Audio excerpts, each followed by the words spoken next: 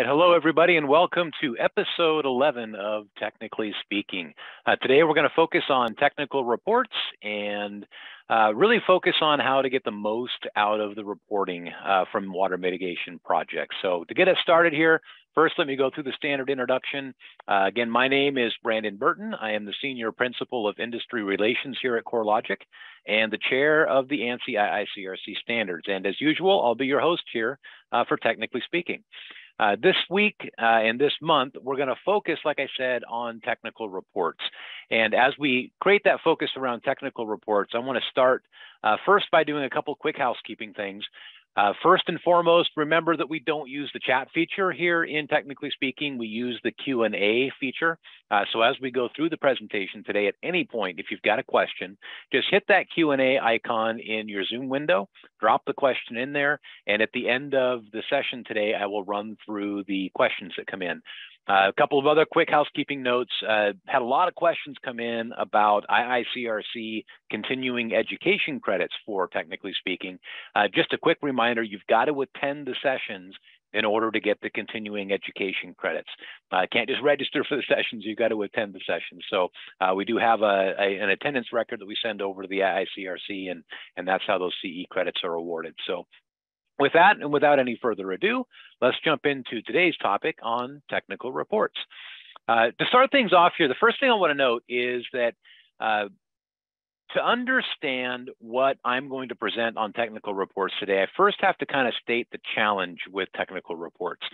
In many cases, because water mitigation can be quite technical, the information that we submit at the end of a mitigation project is not really going to resonate with most people who see that information.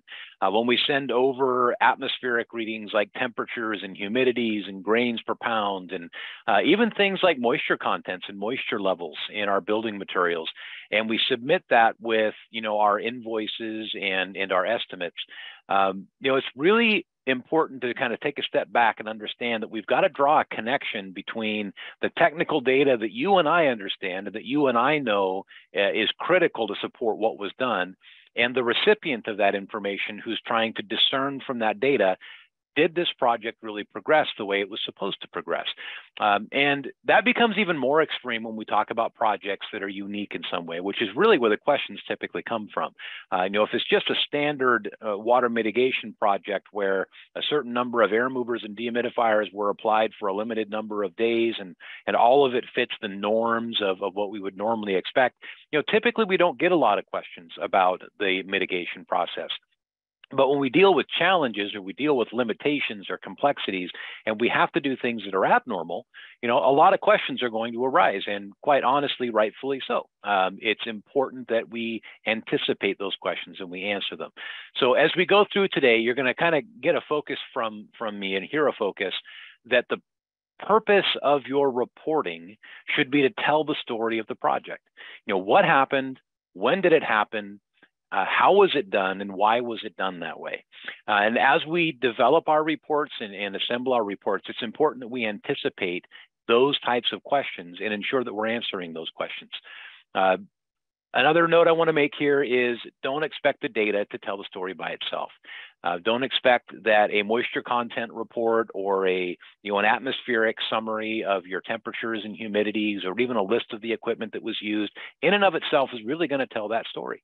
It's important to tell the narrative. All right.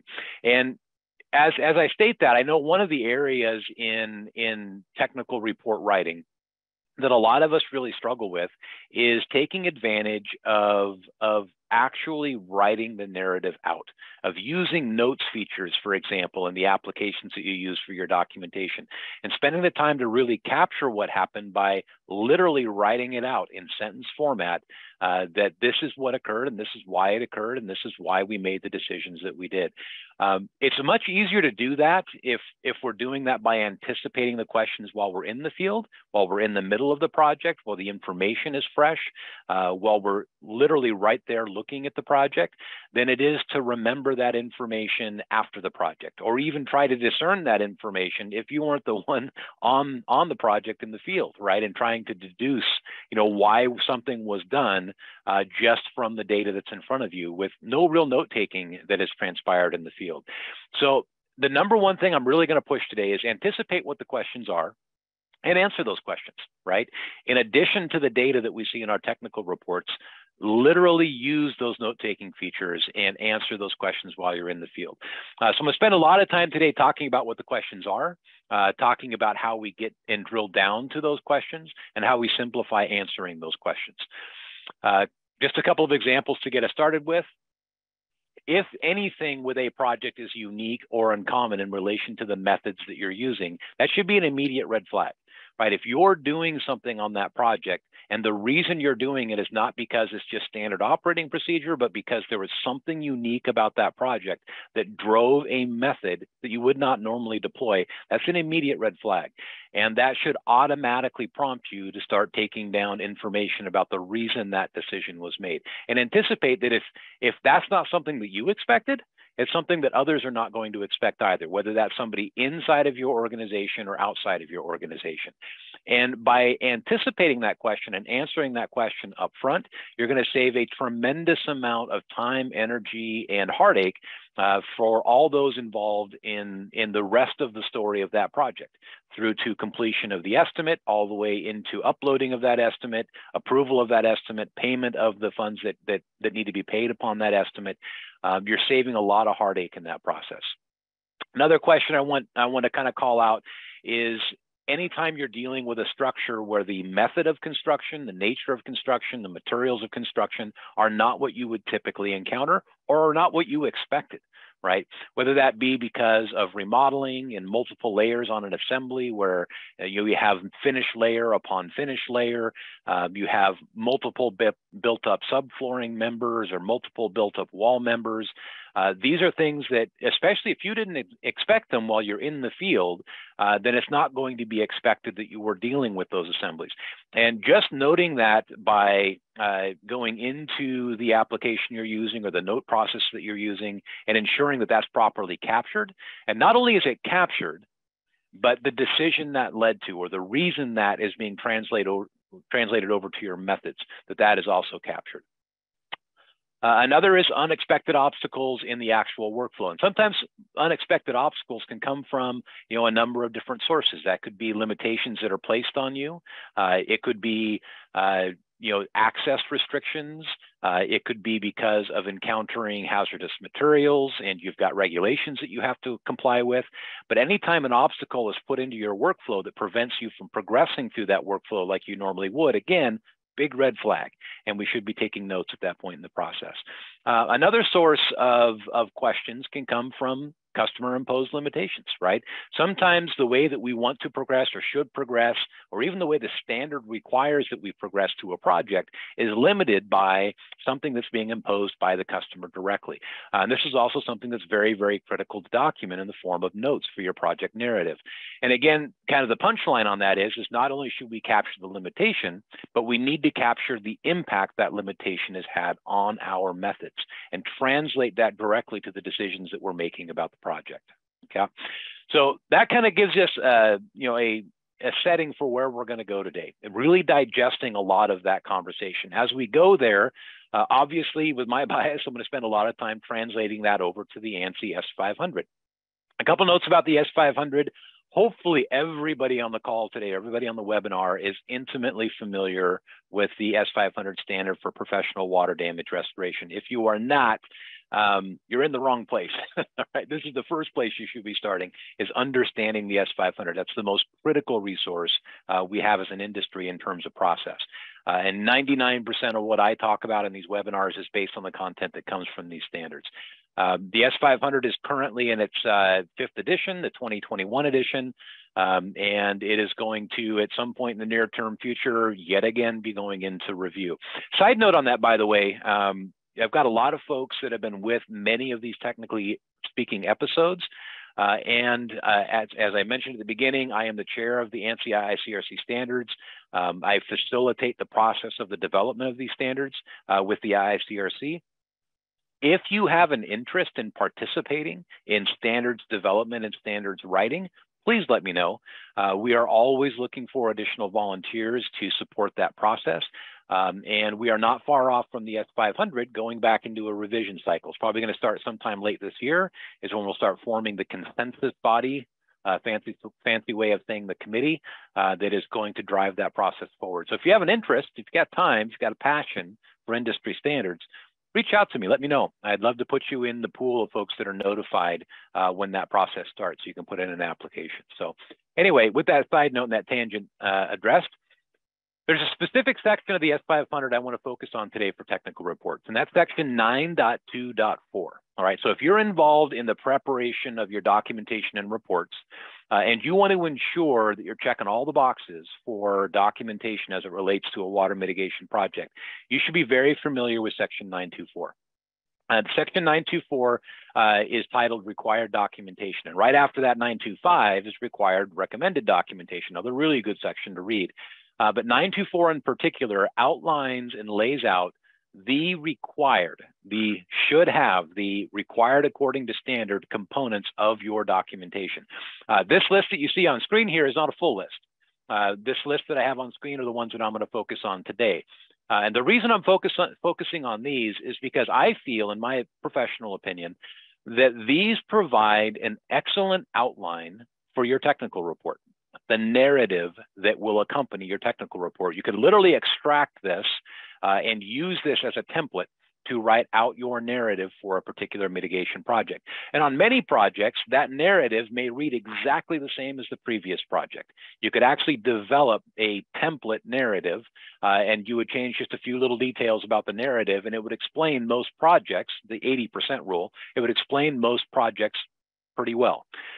Where the work needs to be done is when we deal with some of the questions that we need to anticipate that I outlined in the beginning, that I'm going to drill into in more detail as we move forward here. And that's where you really need to edit that project narrative.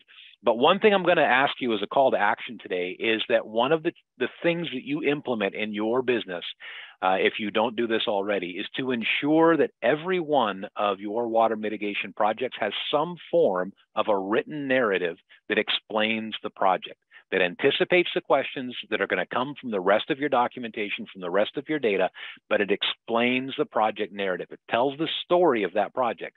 You will be amazed how many questions you won't receive on a project when you anticipate those questions and answer them with the documentation.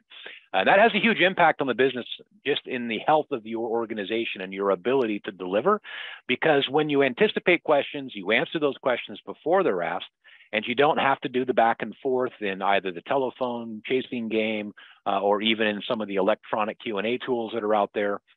If those questions are already answered, you've just dramatically shortened the length of time necessary to go from project to complete to project paid and moving on, right? And the impact that has on the financial health of your organization is significant, all right? Not to mention just the quality of life for those involved.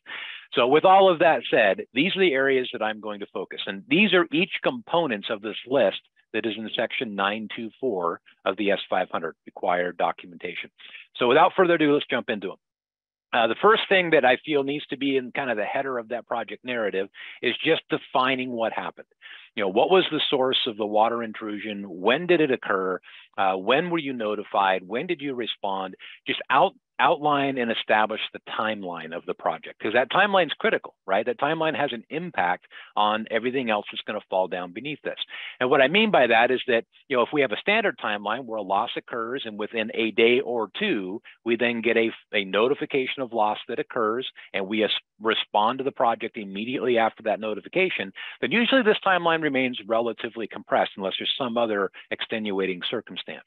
That's a lot different than a loss occurring and not being notified or discovered until 2 or 3 weeks after the loss occurred, right?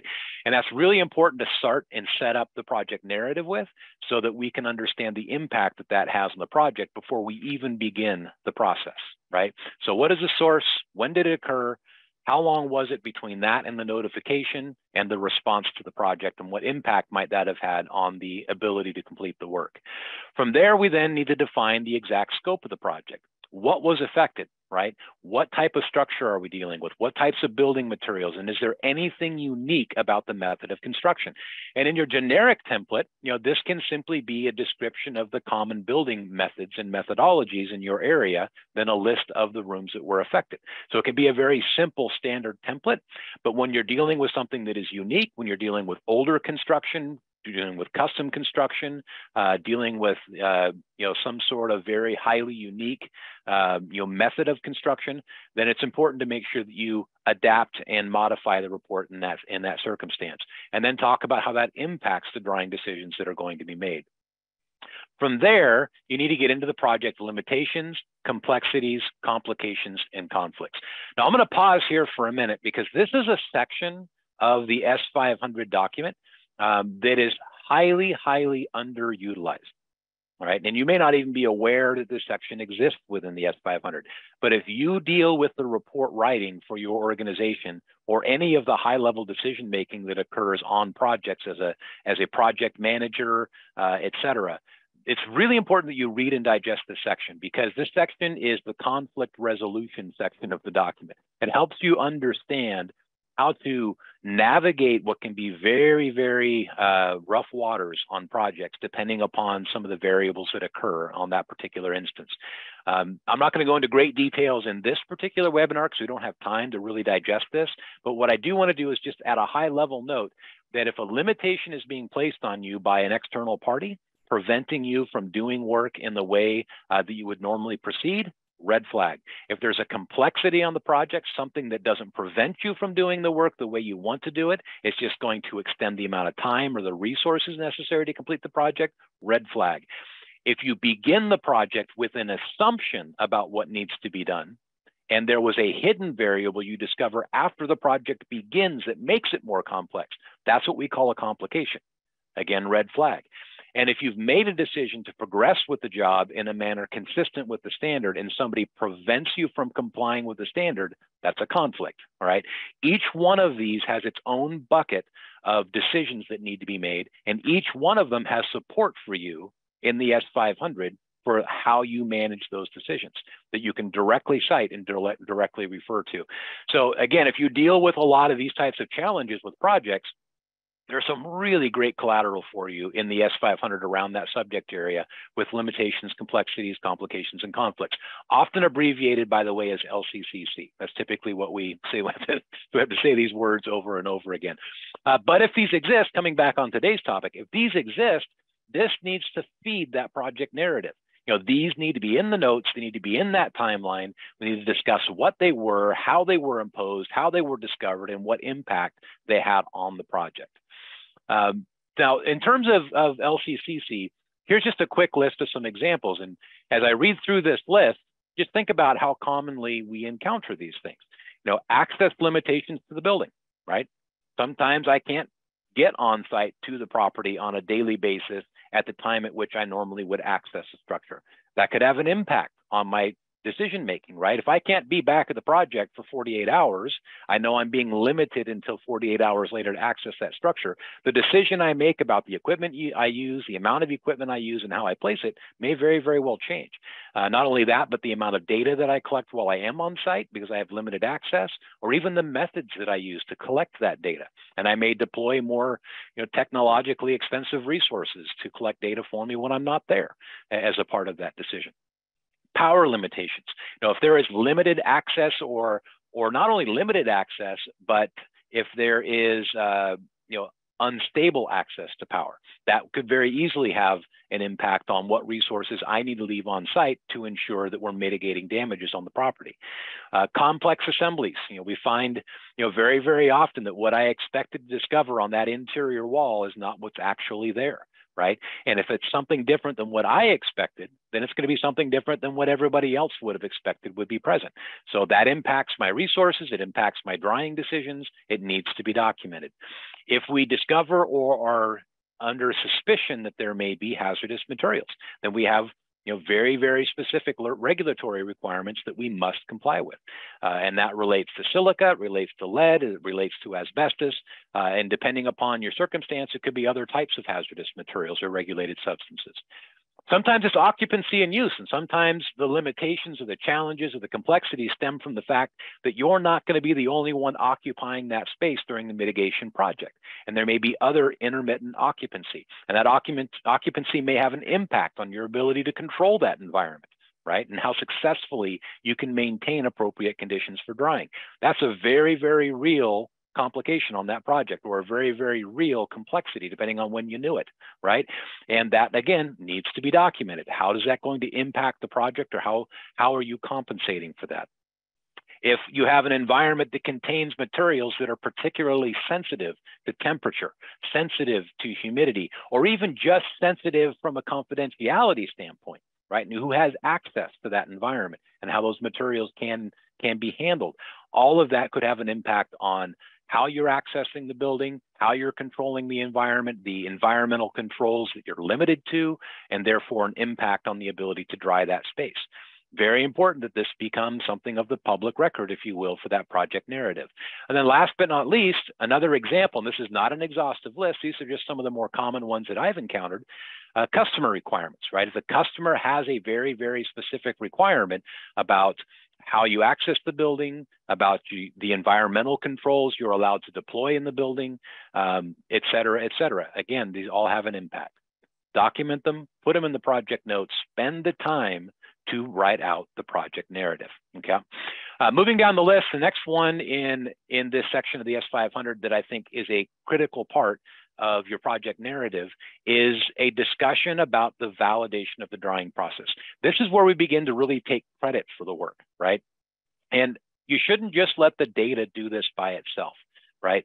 When we make progress, especially when we're dealing with structures that have particularly challenging circumstances with assemblies or materials, et cetera, it's really important that we take credit for the work that is accomplished. And to give you an example of this, if I did something specific on a project to deal with a particular problem or challenge, then I would tie that specific process that I performed, how I performed it, to the progress that was made, right? For example, if you feel you're going to get challenged on a desiccant that was installed specifically for a problem area with some hardwood flooring, then a part of my project narrative is going to specifically call out the installation of that desiccant at X time in the project and the rate of progress that was made after the installation of that desiccant versus the rate of progress that was made prior to the installation of that desiccant, just as an example, if that was a decision I made to expedite progress. To literally call out the benefit and the reason that that method was deployed. So take credit for the drying process, put it into the project narrative, especially when that progress relates specifically to decisions that were made on site. Next in your project narrative should be verification of the equipment use. All right, so whatever we need to identify to validate the fact that a specific amount of equipment was used, and that amount of equipment that was used not only in quantity, but in its application was the appropriate amount for that project as a part of the narrative. And again, this can be generic. These can be generic statements in your standard project narrative that the amount of equipment installed was X, which was in accordance with the ANSI IICRC's S500 appendix on equipment installation, right? It could be that simple and straightforward. Then next in the process, a validation of complete drying. What were the drying goals? How were the drying goals agreed upon? And your verification that those drying goals were achieved. Okay.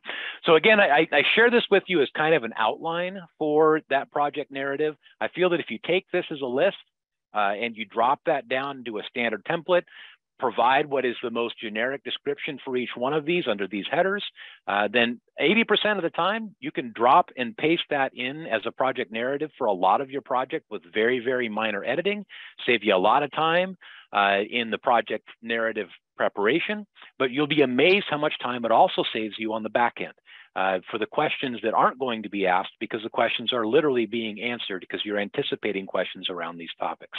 All right, so let's drill in a little bit deeper now and get into that kind of from a different perspective and really talk about it from anticipating the questions themselves. So this is basically the same content, but now I'm going to change the narrative a bit. And instead of outlining the S500 in the subject areas, if you'd rather just put this in a Q&A format, this is what this would look like. All right, the first question is, when did it occur and when did you respond, right? Start off your header with when did it occur and when did you respond. Next up, What limitations or complexities existed? And again, imagine this just being a standard template, a standard form, and you're just answering these questions in a standard template or a standard form. What was affected within the space? So what types of building materials, which areas of the structure were affected, right? Moving down the list, what was the initial plan for mitigation? How were you going to approach it? Now, notice I stressed the word initial. In many mitigation projects, in fact, I would argue in most mitigation projects, you start off with an initial plan for mitigation. We deploy that plan, we observe the impact of that plan, and then we adjust anywhere we don't see the expectations that we anticipated we would see. Even if that doesn't happen and everything goes exactly according to plan, I would also anticipate that initial deployment of your resources and equipment is going to be modified as the job progresses and becomes drier, right? Just because I needed 10 air movers on day 1 doesn't mean I need 10 air movers on day 3. And again, take credit for that, right? We want to take credit for that in the narrative. What was deployed initially as far as your resources? What progress or lack thereof was observed? And based on that information, how did the plan change based on those results, right? How did we change? And then finally, last but not least, how do you know that the project was completed? Okay, all right. All right, so same thing here, and I just realized that my PowerPoint's gonna run through the same thing all in yellow here.